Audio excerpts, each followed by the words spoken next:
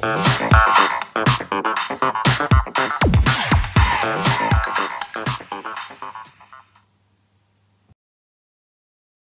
Everyone, welcome back to my channel medico ma'am. आज फिर हम दोबारा से अपनी वीडियो स्टार्ट करते हैं एक नए टॉपिक के साथ। जो CHO का जो सिलेबस है उसके अकॉर्डिंग ही हम चल रहे हैं। इससे पहले हम 2 टॉपिक कवर कर चुके हैं, कॉन्सेप्ट ऑफ कम्युनिटी हेल्थ का, और जो दूसरा टॉपिक है वो था हेल्थ केयर प्लानिंग का। वो हम दोनों टॉपिक के जितने भी MCQs बनते हैं वो मैंने सारे अपने इस वीडियो में करवा दिए हैं। तो अगर आपने वो वीडियो नहीं देखे हैं तो आप चैनल पर जाकर के वो वीडियो देख सकते हैं। उसमें सारे इम्पोर्टेंट MCQs लिए हैं जिनके एग्ज़ाम में आने की पूरी संभावना है। तो इस वीडियो में हम एनवायरमेंटल हेल्थ और सैनिटेशन से रिलेटेड जितने भी MCQs बनते हैं वो सारे के सारे यहाँ पर करने की कोशिश करेंगे और उनके एग्ज़ाम में आने की पूरी संभावना है। तो आप वीडियो को लास्ट तक जरूर देखें, और अगर आपके कुछ क्वेरीज हैं तो आप कमेंट बॉक्स में जाकर के कमेंट कर सकते हैं। तो चलिए स्टार्ट करते हैं आज का हमारा वीडियो। पहला क्वेश्चन है इस वीडियो का, ओवर क्राउडेड हाउसेस कॉज। जो ओवर क्राउडेड हाउसेस होते हैं जैसे कच्ची बस्ती वगैरह हो गई, वहां पर घर क्या होते हैं, बहुत पास होते हैं, एक दूसरे से सटे हुए रहते हैं, ओवर क्राउडेड होते हैं। तो वो किसका कारण हो सकते हैं? ऑप्शन ए है रेस्पिरेटरी एंड स्किन डिजीज हो सकती है उनमें। बी ऑप्शन है गैस्ट्रो इंटेस्टाइनल डिजीज हो सकती है। सी ऑप्शन है कार्डियोवास्कुलर डिजीज, या डी ऑप्शन है कंजेनाइटल डिजीज हो सकती है। तो इसका राइट आंसर आपको बताना है क्या होगा। ओवर क्राउडेड हाउसेज होते हैं तो किस तरह की डिजीज कॉज करते हैं वो। तो इसका जो राइट आंसर है वो होगा option A is the right answer. Respiratory और स्किन डिजीज ऐसी हैं जो ओवर क्राउडेड हाउसेज की वजह से होती है। ये ऐसी डिजीज हैं जो क्या होती है, एक दूसरे के कॉन्टेक्ट से फैलती हैं।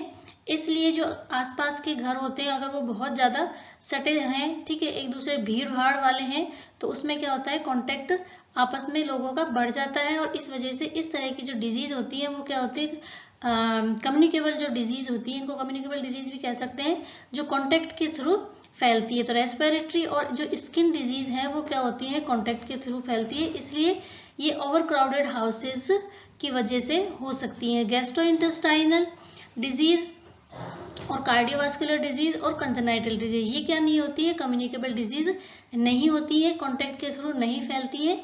इसलिए हमारा इस क्वेश्चन का जो राइट आंसर है वो क्या होगा, रेस्पिरेटरी एंड स्किन डिजीज होगा। नेक्स्ट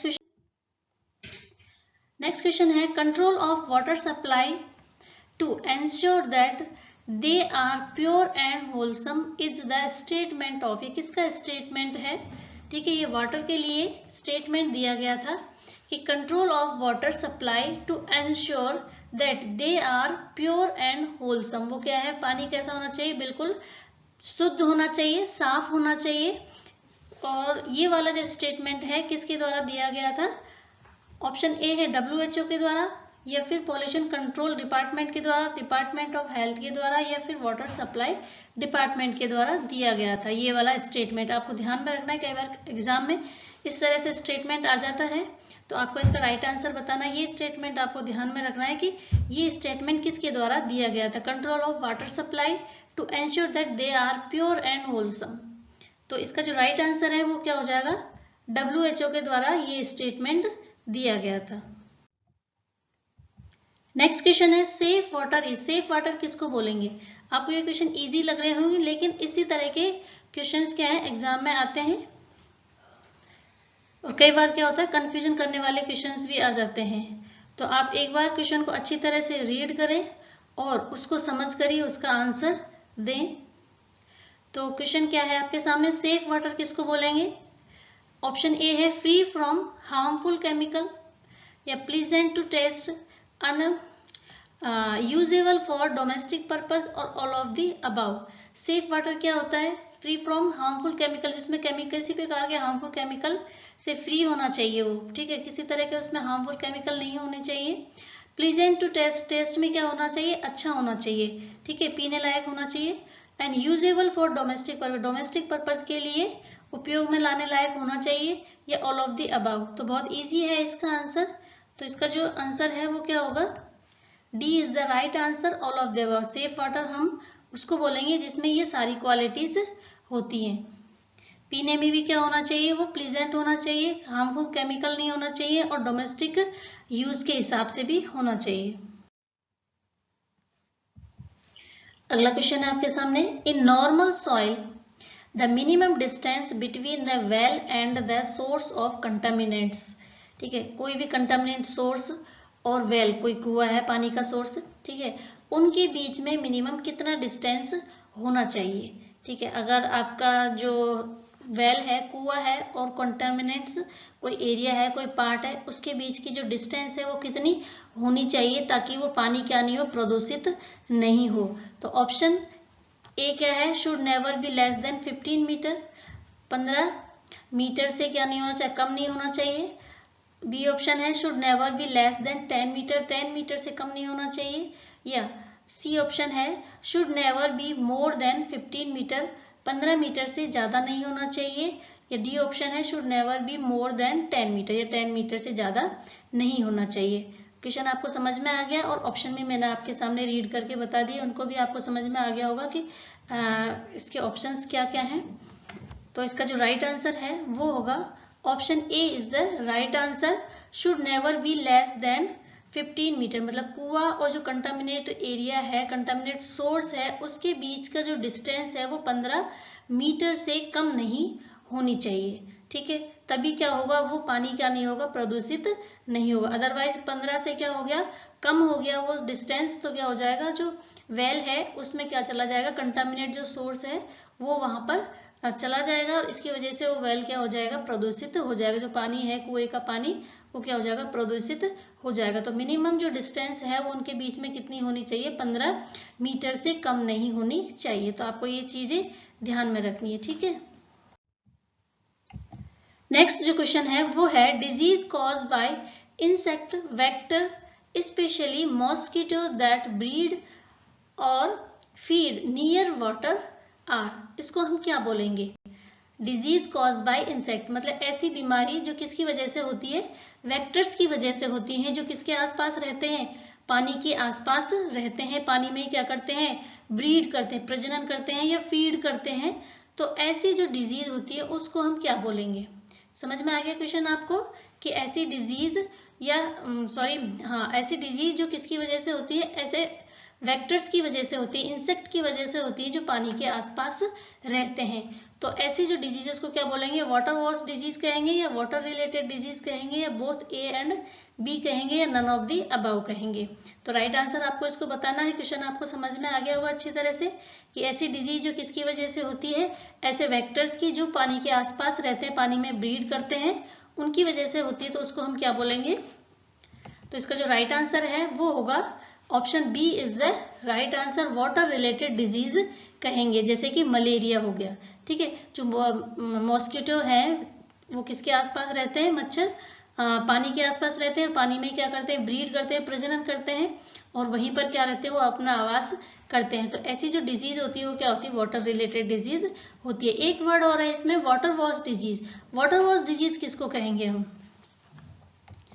तो ये और मैंने आपको यहाँ पर एक्सप्लेन कर दिया दोनों चीजें, वाटर रिलेटेड डिजीज क्या होती है और वाटर वॉश डिजीज क्या होती है। तो वाटर वॉश डिजीज उनको बोलेंगे जो क्या होते हैं, पानी की कमी की वजह से होती है। ठीक है, ध्यान में रखना आप इस वर्ड को, वाटर वॉश डिजीज, मतलब पानी की कमी की वजह से होने वाली डिजीज को क्या बोलेंगे, वाटर वॉश डिजीज। इसमें कौन कौन सी डिजीज आ जाती है, जैसे कि जो स्किन डिजीज होती हैं, जैसे स्कैबीज हो गया, ट्रैकोमा हो गया, टाइफस हो गया, फेलिया, लाइसिस और टिक बॉर्न डिजीज, ये क्या होती है, वाटर वॉश डिजीज होती है। तो कई बार एग्जाम में इस तरह से पूछ लेते हैं कि इसके जो स्कैबीज है वो किस तरह की डिजीज है, वाटर रिलेटेड डिजीज है या वाटर वॉश डिजीज है। तो आपका ना कॉन्सेप्ट क्लियर होना चाहिए इस चीज के लिए। क्वेश्चन आपके बहुत इजी आएंगे, लेकिन जब तक आपका कॉन्सेप्ट क्लियर नहीं होगा आप क्वेश्चंस का आंसर नहीं दे सकते।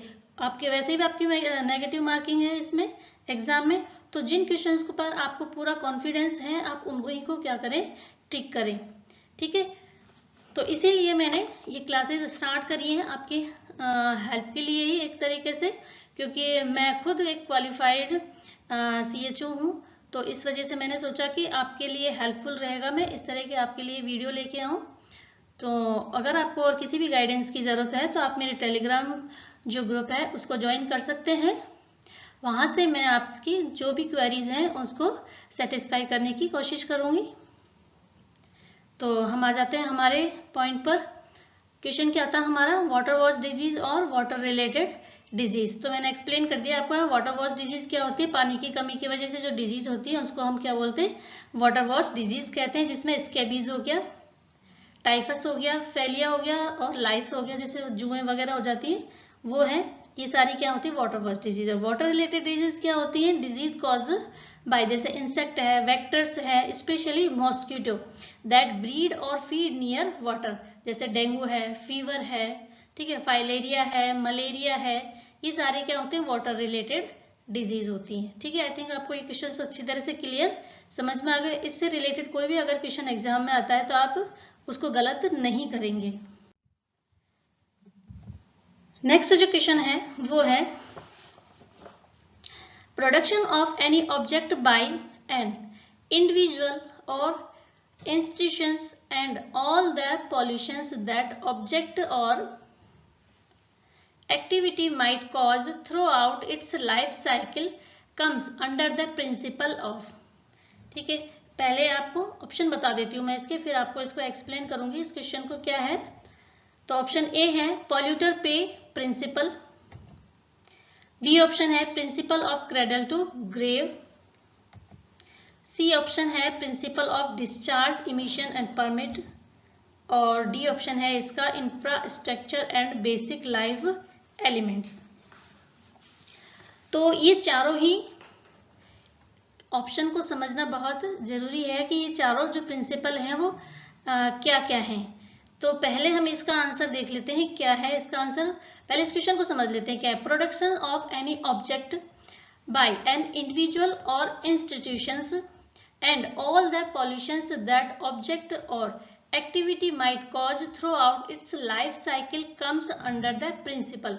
मतलब ऐसा प्रिंसिपल कौन सा है जिसके अंतर्गत कोई इंडिविजुअल है या कोई इंस्टीट्यूशन है, ऐसा ऑब्जेक्ट क्या करती है, किसी प्रोडक्ट को किसी भी ऑब्जेक्ट को प्रोडक्ट करती है, किसी भी ऑब्जेक्ट को बनाती है।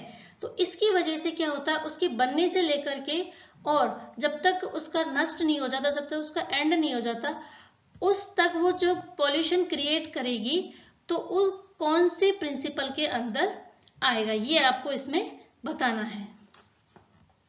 तो इस क्वेश्चन का जो राइट आंसर है वो होगा option B is the right answer, principle of cradle to grave. ठीक है, ग्रेव का मतलब क्या होता है, एक तरीके से जैसे दफना देते ना किसी को, जब किसी की डेथ हो जाती है तो उसको क्या करते हैं, दफना देते, क्या बोलते हैं उसको, कब्र बोलते हैं। ठीक है, तो इसी तरह का ये प्रिंसिपल जब तक वो जन्म लेता है उससे लेकर के और कब्र में जाना तक की जो उसकी लाइफ साइकिल है, उसके अंतर्गत ये वाला प्रिंसिपल आता है कि कोई भी ऑर्गेनाइजेशन किसी भी ऑब्जेक्ट को क्या करती है, उत्पादित करती है, उसका प्रोडक्शन करती है, तो वहां से लेकर के और जब तक वो ऑब्जेक्ट खत्म होता है, वो नष्ट होता है, तब तक क्या क्या पॉल्यूशन कर सकता है, वो जो प्रिंसिपल आएगा वो किस में आएगा, principle of cradle to grave. जैसे एग्जांपल हम इसका समझ लेते हैं किससे, जैसे कोई एक फैक्ट्री है, क्या बनाती है, प्लास्टिक की बोतल बनाती है। तो प्लास्टिक की जो बोतल बनाती है उसका जो प्रोडक्शन हुआ वहां से लेकर के और जो प्लास्टिक की बोतल नष्ट होगी तब तक वो कितनों को क्या कर देगी, पॉल्यूटेड कर देगी, कितनों को प्रदूषित कर देगी। तो ये जो सारी जिम्मेदारी होती है वो किसकी होती है, प्रोडक्शन ऑफ वो कंपनी होती है उसकी होती है। ठीक है, तो ये वाला जो प्रिंसिपल दिया गया था इसको ही हम बोलते हैं principle of cradle to grave. ठीक है, ये आपको समझ में आ गया होगा आई थिंक। अब इसके बाद हम देख लेते हैं जो तीन और जो प्रिंसिपल हैं वो भी क्या है। कई बार क्वेश्चन एग्जाम में ऐसे ना आकर के क्रेडल टू ग्रेव ना आकर के क्या आ सकता है, पॉल्यूटर पे प्रिंसिपल।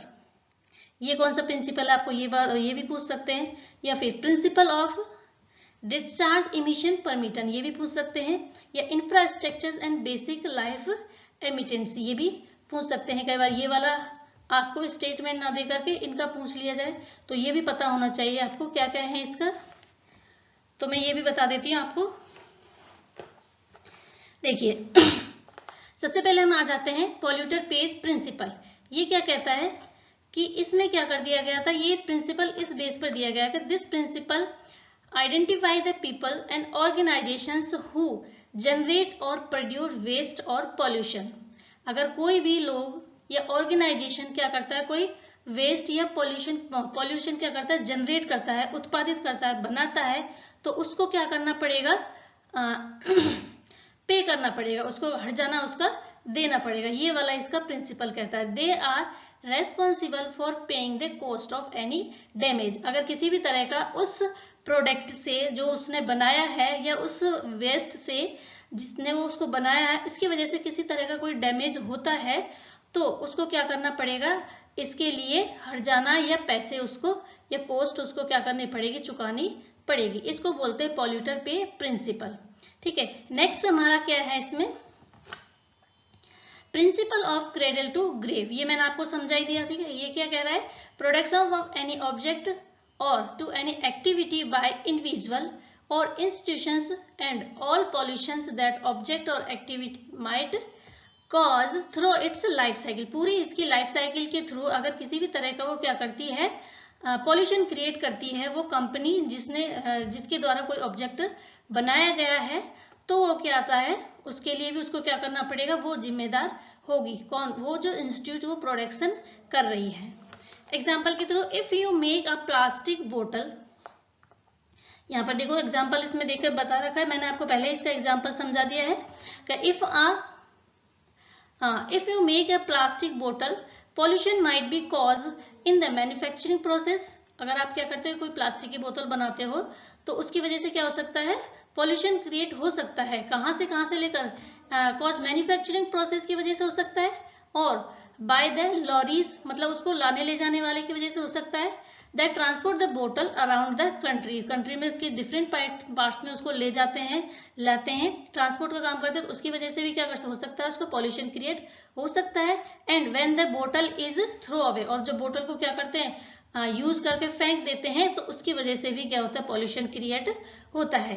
तो ये जो है प्रिंसिपल, वो किस में आता है, principle of cradle to grave. ठीक है, आई थिंक आपको ये दोनों प्रिंसिपल अच्छी तरह से समझ में आ गए। अब नेक्स्ट प्रिंसिपल की तरफ चलते हैं। तो नेक्स्ट जो प्रिंसिपल है वो है डिस्चार्ज इमिशन परमिट का। ये वाला परमिशन क्या कहता है कि a waste generate has an obligations to obtain permissions from the regulatory authority in order to discharge waste to surface water and to atmosphere। अगर कोई कंपनी है, कोई ऑर्गेनाइजेशन है, किसी तरह का वेस्ट जनरेट करता है, उसको वाटर में या फिर एटमॉस्फेयर में उसको फेंकता है, तो उसको क्या लेनी पड़ेगी, परमिशन लेनी पड़ेगी। किससे, किसी भी रेगुलेटरी जो अथॉरिटी है उसके द्वारा उसको इस चीज की परमिशन लेनी पड़ेगी कि मैंने ये प्रोडक्ट बनाया, इसकी वजह से क्या हो रहा है, मेरे को कुछ वेस्ट निकल रहा है इसका, उस वेस्ट को मुझे एनवायरनमेंट में डालना है या वाटर में डालना है, तो इसकी क्या करना पड़ेगा, उसको परमिशन लेनी पड़ेगी। तो ये वाला जो प्रिंसिपल है वो किस में आ जाता है, principle of discharge and emission permitter में। नाउ अब हम आते हैं लास्ट जो है वो है इंफ्रास्ट्रक्चर एंड बेसिक लाइफ इमिडेंट्स। ये वाला प्रिंसिपल क्या कहता है हमारा, ये है हाउसिंग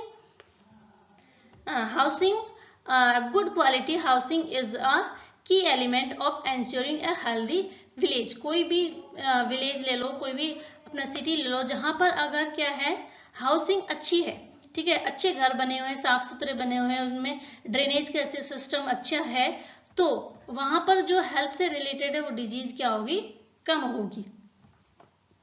अगर पुअर हाउसिंग है इज रिलेटेड टू इंडोर, तो वहां पे क्या वेंटिलेशन नहीं होगा। ठीक है, poor housing is the related indoor air pollution, poor lightning है, वेंटिलेशन एंड कवर क्राउडिंग है। Poor housing can lead to many health problem, example infection हो गया, इन्फेक्शन डिजीज, स्ट्रेस है, डिप्रेशन है, इस तरह की क्या हो सकती है, हेल्थ प्रॉब्लम हो सकती है। तो जो लास्ट वाला जो प्रिंसिपल है वो किससे रिलेटेड है, हाउसिंग से रिलेटेड है।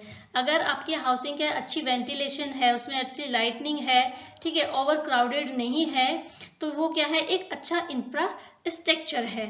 ठीक है, अगर ये सारी क्वालिटीज नहीं है, पुअर हाउसिंग है, तो क्या हो सकती है, उसमें डिफरेंट टाइप्स की हेल्थ प्रॉब्लम्स हो सकती हैं, जैसे इन्फेक्शन हो गया, डिजीज हो गया, स्ट्रेस हो गया और डिप्रेशन हो गया। तो ये चार क्या है, इसके प्रिंसिपल हैं जो मैंने आपको अच्छी तरह से एक्सप्लेन कर दिए हैं। आई थिंक इससे रिलेटेड कोई क्वेश्चन आएगा तो आप उसको गलत नहीं करेंगे। नेक्स्ट क्वेश्चन की तरफ चलते हैं। नेक्स्ट क्वेश्चन है SODIS relies on dash to kill bacteria. बहुत इंपॉर्टेंट क्वेश्चन है, आप इसको अच्छी तरह से समझेंगे। क्या है SODIS रिलीज ऑन, किससे रिलीज होता है SODIS to kill bacteria, bacteria को मारने के लिए। ठीक है, तो इसका ऑप्शन हम ये देख लेते हैं, उसके बाद मैं आपको इसको अच्छी तरह से और एक्सप्लेन करूंगी कि SODIS क्या होता है। ऑप्शन ए है केमिकल ट्रीटमेंट है, सन एनर्जी है, रेडिएशन है, none of the above. Right answer इसका क्या होगा? तो राइट आंसर इसका है बी, सन एनर्जी। जो सन एनर्जी है उसको यूज किया जाता है SODIS के अंतर्गत। ये क्या है? एक प्रोसेस है जिसके थ्रू क्या करते हैं, जो बैक्टीरियाज हैं उसको किल किया जाता है सन की एनर्जी के द्वारा। कैसे किया जाता है वो भी मैं बता देती हूँ आपको। SODIS की फुल फॉर्म क्या होती है? सोलर डिसइंफेक्शंस, ठीक है, सिस्टम होता है एक तरीके से। इसमें क्या करते हैं, relies on energy from the sun to kill bacteria. जो सन है उसके द्वारा क्या एनर्जी को रिलीज किया जाता है बैक्टीरिया को मारने के लिए। फॉर दिस कलेक्ट सेवरल बोतल, जैसे कुछ बोतल ले ली हमने 0.3 से 2 लीटर की, and made of clear plastic, remove all labels and wash them thoroughly, fill the bottles with water of low turbidity and shake for 20 seconds to aerate the water, and expose the bottle to the sun by placing them on a roof or rack for at least 6 hours if sunny and 2 days if cloudy. The water is now ready to drink. ये क्या है? पानी को purify करने का एक तरीका है SODIS। एस से आप क्या रख सकते हैं? इसको सन से रिलेटेड करके आप रख सकते हैं, सोलर। ठीक है, सोलर डिसइंफेक्शन सिस्टम है। इसमें क्या करते हैं, कुछ बोतल्स ले लेते हैं प्लास्टिक की, उनको अच्छी तरह से साफ कर लेते हैं। उसमें किसी तरह का अगर रैपर वगैरह लग रहा है तो उसको हटा दिया जाता है। उसके बाद उसमें वाटर फिल करके क्या रख देते हैं, उसको रूफ में, छत के ऊपर धूप में इसको रख देते हैं। उसको पहले क्या करेंगे, शेक करेंगे। शेक करने से क्या होगा, उसमें किसी भी तरह की कोई टर्बिडिटी होगी, कोई गंदगी होगी तो वो नीचे पैंदे में बैठ जाएगी। और उसके बाद उसको धूप में रख देंगे। धूप में रखने से उसमें जितने भी माइक्रोब्स होते हैं, जितने भी बैक्टीरियाज होते हैं वो क्या हो जाएंगे, किल हो जाएंगे, और फिर वो वाटर क्या हो जाएगा, पीने लायक हो जाएगा। तो ये वाला जो सिस्टम है वो यूज किया जाता है वाटर को प्योरीफाई करने के लिए। ठीक है, स्कूल वगैरह में इसको यूज में लिया जाता है। तो ये वाला जो आपको समझ में आ गया होगा किस तरह से इसको करते हैं। ठीक है, 6 आवर के लिए रख देते हैं। अगर अच्छी धूप निकल रही है और अगर क्लाउडी है तो उसको क्या कर सकते हैं, 2 दिन तक रख सकते हैं।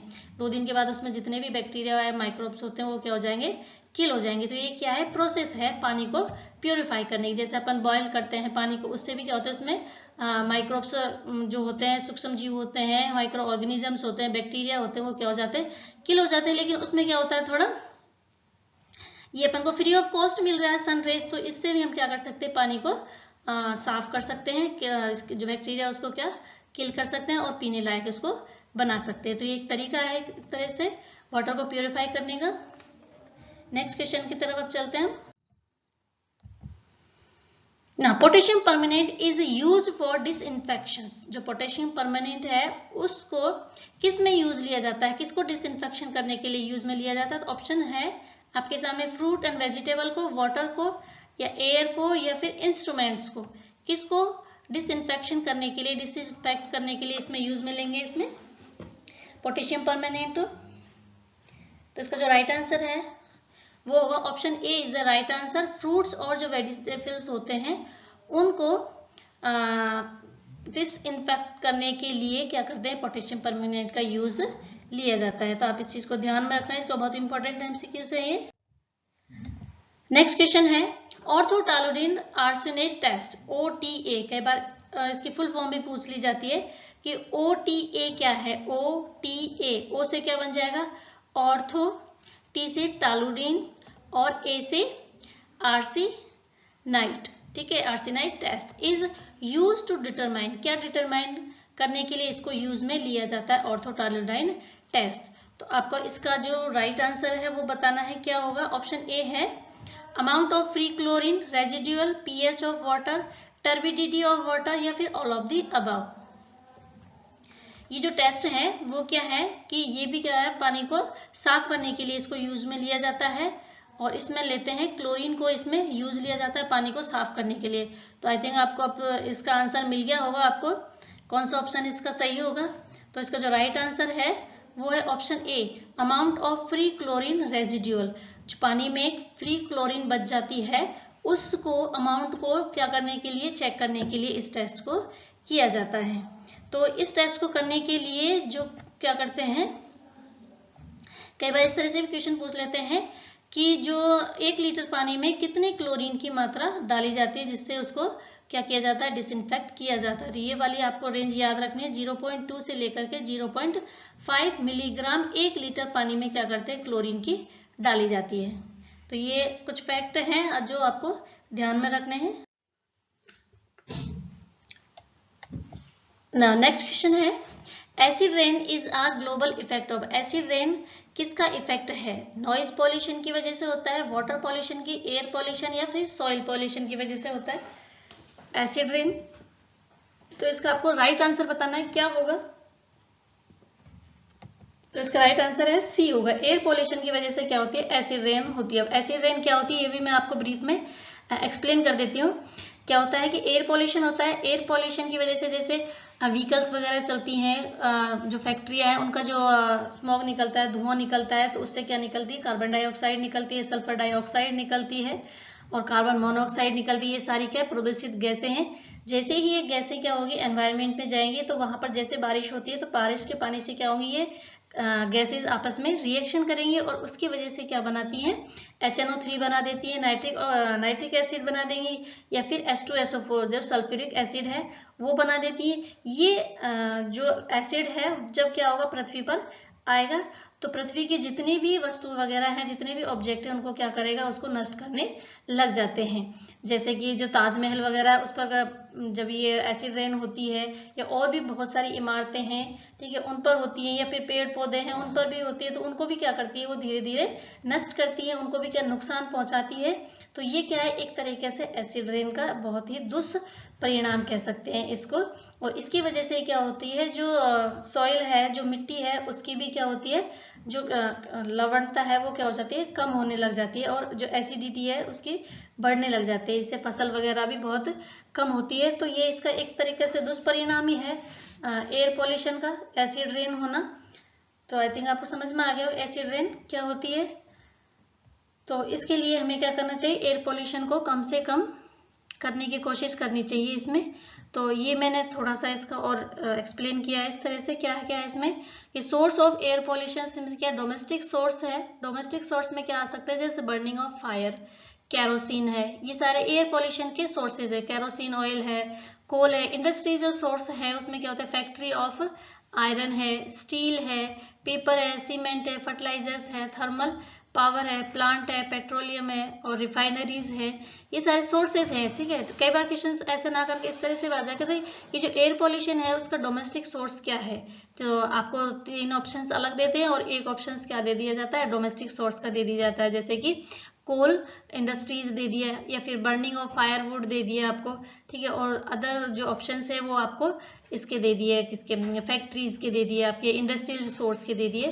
तो ये पता होना चाहिए, जैसे आयरन, स्टील है, पेपर है, सीमेंट है, ये सारे किसके सोर्सेज हैं, इंडस्ट्रियल सोर्स है एयर पॉल्यूशन के। फर्टिलाइजर है, फर्टिलाइजर भी क्या आ जाता है, इंडस्ट्रियल सोर्स के अंदर आ गया।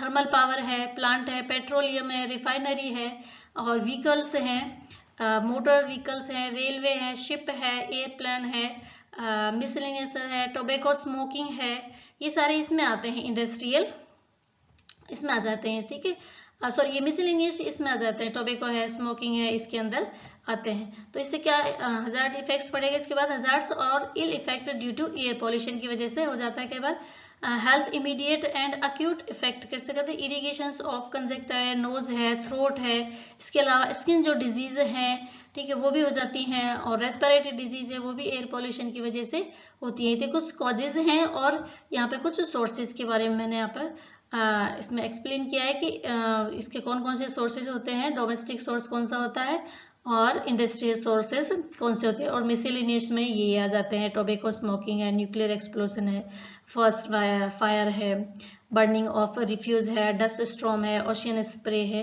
ठीक है, तो ये क्या है, कुछ ब्रीफ में आपको इंट्रोडक्शन दिया है मैंने इसका एयर पॉल्यूशन का। नेक्स्ट है global warming cause. Global warming की वजह से क्या होता है, एक तरीके से ये भी क्या है, एयर पॉल्यूशन का ही एक इफेक्ट है ग्लोबल वार्मिंग, जिसको हम कह सकते हैं कि जो एनवायरनमेंट है, पूरा जो वर्ल्ड है, उसका जो तापमान है वो क्या होता है, धीरे धीरे बढ़ता जा रहा है।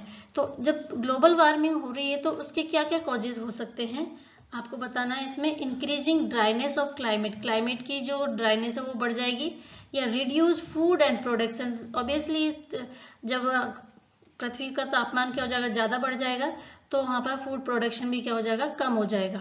And increase sea level resulting flood, और जैसे जैसे पृथ्वी का तापमान बढ़ेगा तो क्या होगा कि जो सी लेवल है वो बढ़ जाएगा। क्यों बढ़ जाएगा, क्योंकि जो आइस है, ठीक है, वो क्या होगी, पिघलने लग जाएगी, और जैसे ही आइस पिघलने लग जाएगी तो नदियों में क्या आ जाएगी, बाढ़ आ जाएगी, और इसकी वजह से सी लेवल भी क्या हो जाएगा, बढ़ जाएगा।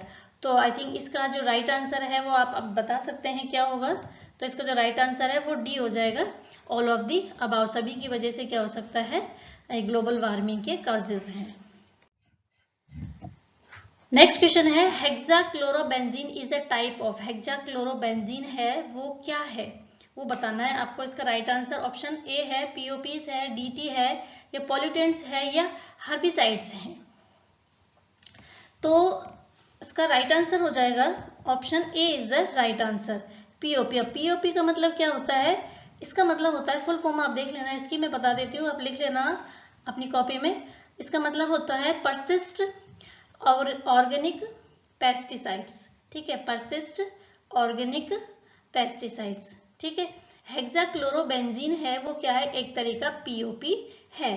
ठीक है, डीडीपी है, डीडीटी भी है, डीडी को भी हम क्या बोलते हैं, जो डीडीटी है वो भी क्या है, पीओपी है। और पॉल्यूटेंट्स और हर्बिसाइड्स इसमें कुछ नहीं, ये सारे क्या पॉल्यूटेंट्स ही हैं एक तरीके से, लेकिन जो इसका टाइप है वो बताना है आपको। जो ये हेक्साक्लोरोबेंजीन है वो किसका टाइप है, तो ये है परसिस्ट ऑर्गेनिक पेस्टिसाइड्स। मतलब ऐसे पेस्टिसाइड्स, कई बार क्या तो खेतों में कीड़े मकोड़ों को मारने के लिए पेस्टिसाइड्स यूज करते हैं, तो वो जो पेस्टिसाइड्स होते हैं वो क्या होते हैं, जमीन में बहुत लंबे समय तक बने रहते हैं। ठीक है, परसिस्ट का मतलब क्या होता है, जो लंबे समय तक क्या हो उस पर बने रहे, वहीं पर जमे रहे, वो खत्म नहीं होते, नष्ट नहीं होते, उसको बोलते हैं परसिस्ट। ठीक है, और ऑर्गेनिक पेस्टिसाइड तो आप समझिए, पेस्टिसाइड जो अपन खेतों में जो फसल होती है उसको मारने के लिए जितने भी केमिकल्स जो यूज करते हैं वो क्या होते हैं, पेस्टिसाइड्स होते हैं। तो ये क्या होते हैं, पृथ्वी में जो जमीन है, सॉइल है, उसमें लंबे समय तक बने रहते हैं, और एक तरीके से क्या होता है, ये पॉल्यूटेंट्स होते हैं, जिसकी वजह से क्या होते हैं, डिफरेंट टाइप्स की डिजीज या कैंसर जैसी जो डिजीज है वो मनुष्य में देखने को मिलती है। यहाँ तक कि आपको मैं बता दूं इस चीज के लिए कि जो ये पेस्टिसाइड्स होते हैं, परसिस्ट पेस्टिसाइड्स होते हैं, वो एक मदर के मिल्क से उसके बच्चे में भी क्या हो सकते हैं, ये जा सकते हैं। मदर जैसे ही अपनी एक कोई माँ है अपने बच्चे को क्या कराएगी, दूध पिलाती है, तो उसके जो मिल्क से उसके बच्चे में भी क्या हो सकते हैं, ये पेस्टिसाइड्स जा सकते हैं। तो आप सोच सकते हो ये कितने घातक होते हैं ये पेस्टिसाइड्स। तो मैं बता रही थी आपको कि ये जो हेक्साक्लोरोबेंजीन है वो किसका टाइप है, ये आपको ध्यान में रखना है, और मैंने आपको पूरी तरह से इसको एक्सप्लेन कर दिया है कि पीओपीज क्या होता है। अब आपके माइंड में किसी भी तरह की कोई कंफ्यूजन नहीं रहेगा। ठीक है, तो डीडीटी आप बता ही सकते हैं, डीडीटी भी क्या है, एक तरह का पीओपीज है, पॉल्यूटेंट्स है, और हर्बिसाइड्स भी है ये। तो आपको इसका आंसर मिल ही गया, क्या होगा इसका, option A is the right answer. इसके अलावा कुछ यहाँ पर एब्रीविएशंस हैं, इसको भी आप देख लेना, कई बार एब्रीविएशंस भी आ जाती हैं कि इसकी आपको फुल फॉर्म बतानी है कि क्या होगा। जैसे पीपीई, पीपीई का मतलब क्या होता है, पर्सनल प्रोटेक्शन इक्विपमेंट, जो कि अभी बहुत ज्यादा चल रहा था। जैसे कोरोना आया था तो पीपीई पहनकर ही क्या करते थे लोग बाग, जैसे ये हॉस्पिटल वगैरह हेल्थ वर्कर है वो काम करते थे, अदरवाइज क्या हो जाता है उनमें इन्फेक्शन होने के चांसेस रहते हैं। तो आप इसको समझ सकते हैं कि पीपी क्या होता है, पर्सनल प्रोटेक्शन इक्विपमेंट। ये यूज में लिया जाता है जब क्या करते हैं, पेस्टिसाइड्स का छिड़काव वगैरह करते हैं, तो पूरी तरह से पीपीई यूज करना चाहिए। एक और टर्म है इसमें आईपीएम। आईपीएम क्या होती है इसमें, इंटीग्रेटेड पेस्ट मैनेजमेंट। FAO का मतलब क्या होता है, ये भी बहुत इंपॉर्टेंट टॉपिक है, ये भी वर्ड है FAO, मतलब food and agriculture organisation, FAO। ठीक है, अब चलते हैं नेक्स्ट क्वेश्चन की तरफ। वीडियो बहुत लंबा खींच रहा है तो हम जल्दी जल्दी से क्वेश्चन करने की कोशिश करेंगे। नेक्स्ट है pesticides mainly enter into food product due to, जो पेस्टिसाइड्स होते हैं वो भोजन में कैसे जा सकते हैं, किस किस कारण से वो जा सकते हैं। तो ऑप्शन ए है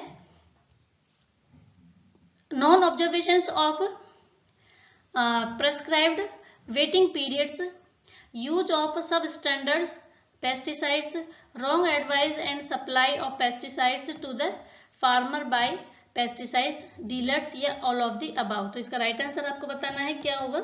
option D is the right answer. चारों ही तरीके से क्या सकते हैं, सॉरी तीनों ही तरीके से क्या हो सकते हैं कि इसमें पेस्टिसाइड्स फूड के अंदर एंटर कर सकते हैं। इनका मीनिंग भी समझ लीजिए क्या है। Non observations of prescribed waiting period, ठीक है, अगर उसका जो वेटिंग पीरियड है उसको ऑब्जर्व नहीं किया गया उसकी वजह से भी जा सकते हैं। यूज ऑफ सब स्टैंडर्ड, को सब स्टैंडर्ड्स के जो पेस्टिसाइड्स हैं, लो क्वालिटी की जो पेस्टिसाइड्स हैं उनको अगर यूज कर रहे हैं तो वो भी क्या जा सकते हैं, फूड में एंटर कर सकते हैं। या फिर रॉन्ग एडवाइस दी गई है किसके थ्रू, पेस्टिसाइड्स को कैसे उसको जो यूज करते हैं कैसे सप्लाई करनी चाहिए फार्मर को बाय पेस्टिसाइड डीलर, जो पेस्टिसाइड डीलर है उसके द्वारा उसको अच्छी तरह से क्या नहीं एडवाइस नहीं दी गई है, अच्छी तरह से उसको किस तरह से यूज करना चाहिए PPE किट पहन करके, या फिर किस तरह से उसको यूज कर सकते हैं पेड़ पौधों के ऊपर या फसलों के ऊपर, अगर उसको अच्छी तरह से गाइड नहीं मिला तो इसकी वजह से भी क्या है फूड में वो एंटर कर सकते हैं। तो इसका राइट आंसर क्या हो जाएगा, D is the right answer. Next question है immediate constituents of physical environment, जो फिजिकल एनवायरनमेंट होता है वो किससे बनता है, एकदम से मतलब कॉन्स्टिट्यूट को ये बनाता है, आपको इमीडिएट कॉन्स्टिट्यूट किससे बनती है, एकदम से बन जाएगा फिजिकल एनवायरनमेंट। तो एयर से, वाटर से, सॉइल से या सन से। सन का बनने में बहुत टाइम लगा था, ठीक है। सॉइल भी इमीडिएट कॉन्स्टिट्यूट नहीं हो सकती है, वाटर भी क्या है इमीडिएट कॉन्स्टिट्यूट नहीं हो सकता, मतलब एक साथ नहीं बन सकता। लेकिन जो एयर है, एयर का क्या हो सकता है इमीडिएट कॉन्स्टिट्यूट, या एकदम से क्या हो सकती है, कुछ एयर आपस में मिल जाती है तो क्या बन जाती है, एक एयर कंपाउंड बन जाता है। लेकिन वाटर, सॉइल और सन ये क्या नहीं है इमीडिएट कॉन्स्टिट्यूट इनका नहीं हो सकता है। तो इसका राइट आंसर है वो क्या हो जाएगा, option A is the right answer, air. Next question है fertiliser is a source of, अब आपको बताना है इसमें फर्टिलाइजर किसका सोर्स है, हम ये पहले डिस्कस कर चुके हैं, ठीक है। तो आपको इसका बताना है डोमेस्टिक सोर्स है, इंडस्ट्रियल सोर्स है, या व्हीकल सोर्स है, या नन ऑफ द अबव है। तो राइट आंसर हो जाएगा इसका option B is the right answer. जो इंडस्ट्रियल जो सोर्स होते हैं पॉल्यूटेंट्स के कह सकते हैं हम, जैसे फर्टिलाइजर बना तो उसकी वजह से जो पॉल्यूशन निकलता है वो किस टाइप का होता है, इंडस्ट्रियल टाइप का होता है। तो फर्टिलाइजर भी आपको बता दे तो आसानी से इसका आंसर आ जाएगा। जो फर्टिलाइजर्स होते हैं वो किस तरह के सोर्स होते हैं, इंडस्ट्रियल सोर्स होते हैं। डोमेस्टिक में आपको बता ही दिया मैंने कि डोमेस्टिक के अंदर कौन कौन से आते हैं, बर्निंग ऑफ द फायरवुड है, केरोसिन वगैरह है, तो ये किस में आते हैं, डोमेस्टिक सोर्स के अंदर आते हैं, ठीक है। तो ये बातें क्लियर होनी चाहिए आपकी, छोटे छोटे क्वेश्चन लग रहे हैं आपको, लेकिन ये कॉन्सेप्ट अगर आपका क्लियर है, अच्छी तरह से आपको थ्योरी इसकी क्लियर है तो आप इसके आंसर आसानी से दे सकते हैं। तो इसका राइट आंसर हो गया बी। नेक्स्ट क्वेश्चन देखते हैं हम। नेक्स्ट क्वेश्चन है हमारा green belt is remedy for, जो ग्रीन बेल्ट है वो किसका रेमेडी है। आंसर बहुत क्वेश्चन बहुत इजी है तो आप इसका आंसर बता सकते हैं, बहुत चल रहा है आजकल। ग्रीन बेल्ट ये क्या करता है, एयर पोल्यूशन को रोकने का काम करता है, ठीक है। मैंने इसका क्वेश्चन का आंसर आपको पहले ही बता दिया है कि इसका जो राइट आंसर है वो क्या है, option A is the right answer है। एयर पोल्यूशन को क्या करता है, ये रोकता है एक तरह। ग्रीन बेल्ट का मतलब होता है ज्यादा से ज्यादा पेड़ लगाता है जिसकी वजह से एयर पोल्यूशन क्या हो जाता है, कम हो जाता है, यही होता है ग्रीन बेल्ट। तो आज के हमारे क्वेश्चन इतने ही। आज के क्वेश्चन आपको कैसे लगे हैं, अगर क्वेश्चन आपको लगता है कि वाकई क्वेश्चन बहुत अच्छे हैं, क्वेश्चंस का कुछ स्टैंडर्ड है और क्वेश्चन के साथ साथ हमें इसका जो थ्योरी है वो भी क्लियर हो रही है, जैसे भी आपकी ओपिनियन है, ठीक है, आप वो कमेंट बॉक्स में जाकर के कमेंट कर सकते हैं। अगर वीडियो अच्छा लगता है तो भी आप लाइक कर सकते हैं, कमेंट कर सकते हैं कि वीडियो आपका अच्छा है। अगर वीडियो अच्छा भी नहीं लग रहा है तो भी आप उसके लिए भी कमेंट्स कर सकते हैं। I will improve my self. Okay, thank you for watching.